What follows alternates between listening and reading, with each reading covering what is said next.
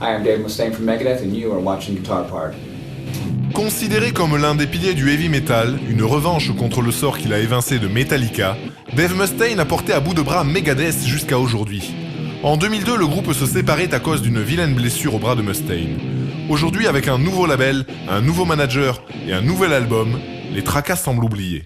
Enfin, peut-être pas tous. Am I the only one able? No. I think that there's a lot of bands that are popular right now that are really capable of playing heavy riffs and doing solos, and I think there's a generation of guitar players that are coming up right now that think that it's okay to not play guitar. You know, you don't play any farther over than the D string, and guitar to me is meant to be tuned at A440. If you want to play lower registry, get a 7-string guitar, because the guitar on the top end of the registry, when you know how to play it, and you know how to play all of it, it's just such a remarkable instrument. I know that classical music was written on a piano, and it's really difficult to translate over onto a guitar, so it's even that much more unique the way that a guitar plays different from other stringed instruments like a violin, for example.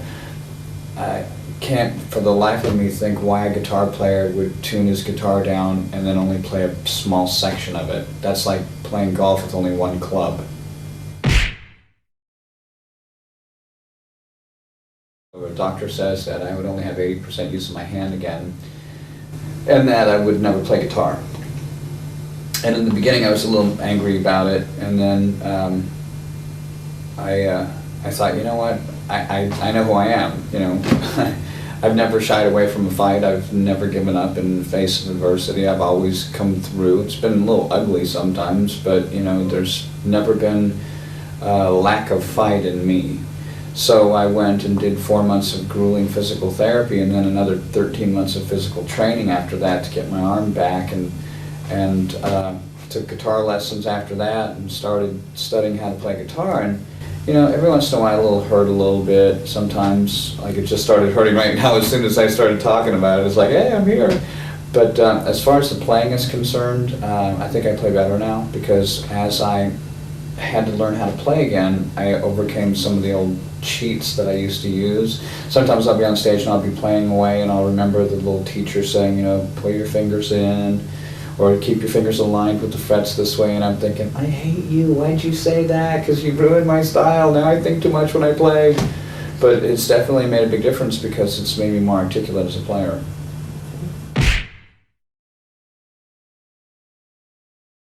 It wasn't that I did it just because I wanted to, it's because I had to. My career was at a point where I was sitting on the verge of making what I believe is my best record, and I just didn't want to tolerate any more people who were, you know, along for the ride. I wanted people who were going to be pulling the wagon with me. You know, it's just, my career has been very, very well documented, and there's been a lot of ups and downs over it, and a lot of it is people, they saw how I did business, and that, you know, we really had a good time doing it, and a lot of people would come around and kind of make themselves part of our whole organization, and then make it so that they couldn't be gotten rid of very easily.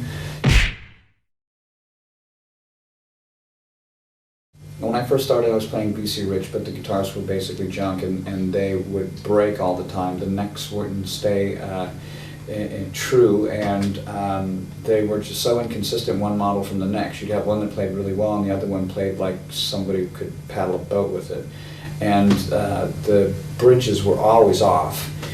I just couldn't stand it anymore, so I went to Jackson and I laid out a lot of money to have them custom make me a guitar exactly to my hand shape, exactly to my body specifications, and exactly to how I wanted the knob configuration on it.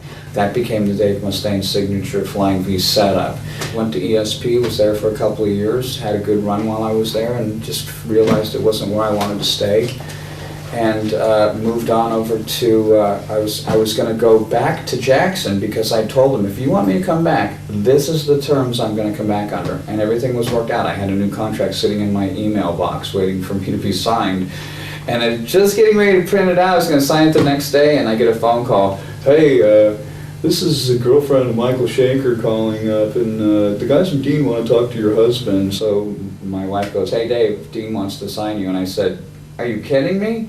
I said, "You know, I'm getting ready to sign with Jackson right now. They're going to have to make a very serious offer because I'm ready to go. I'm not going to go through another month, 2 months of negotiating with somebody." And they made me an unbelievable offer that involves being part of their franchise, you know, one of their flags of the company that they're going to fly the highest. You know, I'm not going to say I'm their franchise, but I feel like it, and they've just given me keys to their kingdom. I love the company. The only thing that I was concerned about was the headstock because it's that V shape, and I've always had 6 inline except for the VC Riches, which I really didn't like.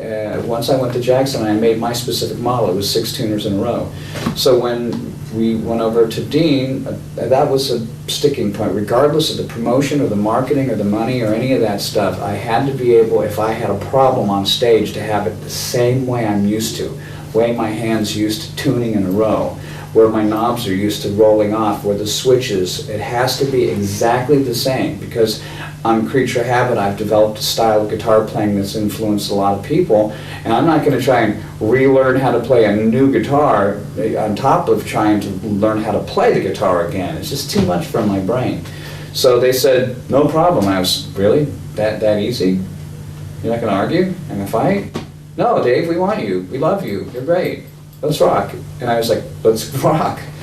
And they made me my prototype, and it's floating around London somewhere right now. It got lost on the way over here. I don't know if you know that or not. When we were having dinner one night, the engineer's wife shows up from the airport. She doesn't know anything about the house. She walks in, puts her luggage down, she comes down, sits down at dinner with us, and she goes, "You know what, this is going to sound crazy, but I think I just saw something upstairs," because she's from Nashville. She goes, "I saw a little girl, and I got the feeling that, you know, she's looking for her mommy." And everyone at the table's like, "Oh, oh my God, it's true."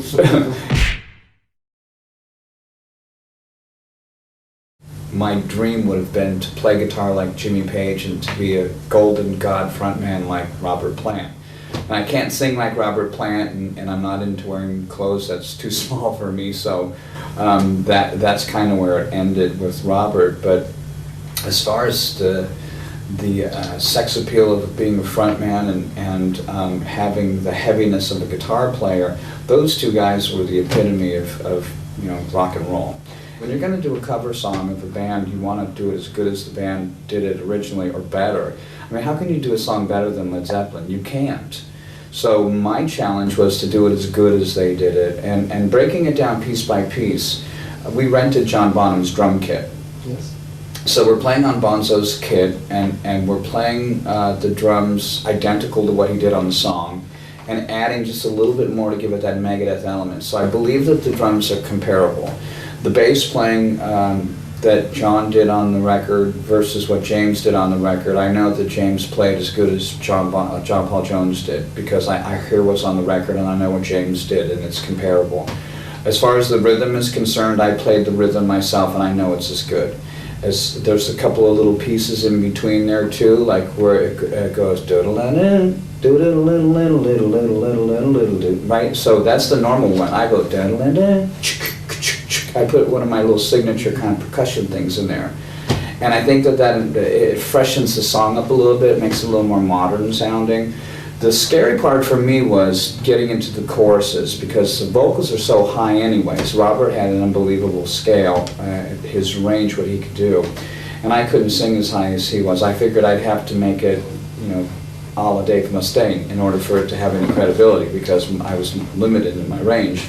Singing a Led Zeppelin song, singing somebody else's stuff that you look at like being so amazing, it's hard for you to really think, you know, I'm going to go up against the original track now. I'm going to try and sing this so that people say this is as good or better than your cover, because what dumb ass is going to make a song and so that people will say, yeah, that really sucked, you did a good job. So the defining moment, I think, with Out on the Tiles is the end, because Out on the Tiles doesn't have a solo.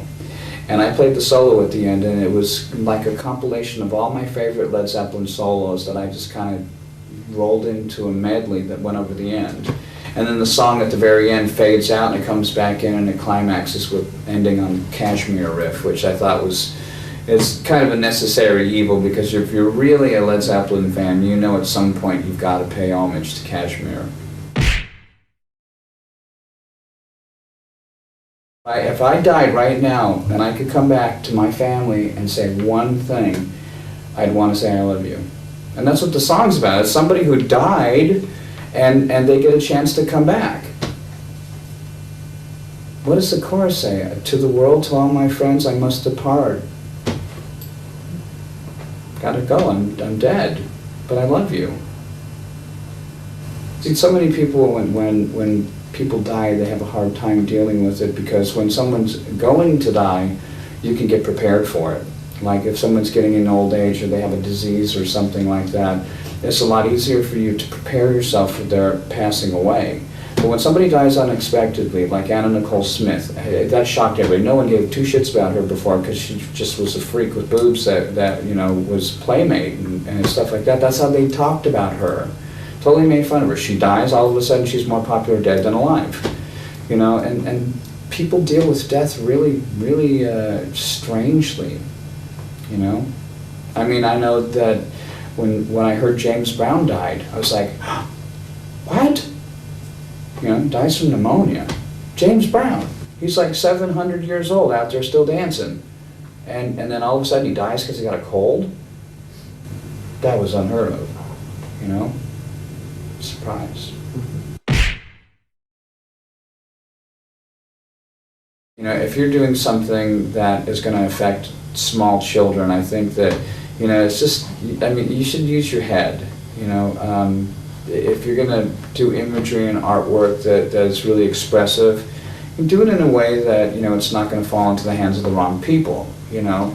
I've had really you know, expressive lyrics and explicit lyrics, and I've had really detailed and very aggressive artwork, but in no way have I ever done anything to, you know, to make fun of women, like using tits and ass on my covers, or using naked girls on my covers, or having nuns with their tops off, regardless of how great their boobs are. You know, I've never done that. I think that, to me, you know what, that stuff is just unnecessary. If your music's really good, your music's really, really good, close your eyes. Then tell me. Some bands just play too fast, and you just, you know, there comes a point like, who are you playing for? You know, you gotta, what is music? Is it, you know, a sprint? Is it a race? Is it a journey? You know, playing music, depending on how long you want your career to last, if every song is like 200 beats per minute, by the time your career's over, you're going to have, you know, 20 songs, 200 beats per minute. They're going to go by and no one's really going to notice. You need dynamics.